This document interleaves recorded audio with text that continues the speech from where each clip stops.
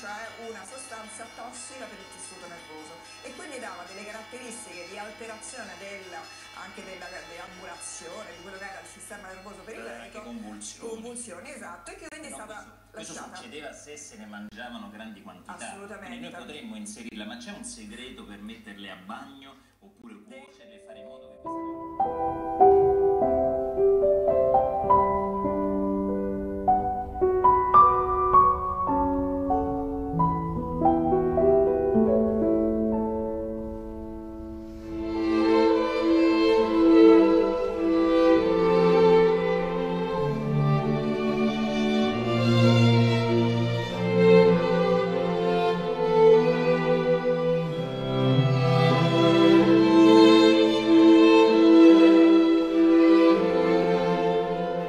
Domenica mattina ti vestisti e tutte di bellezze da tornasti.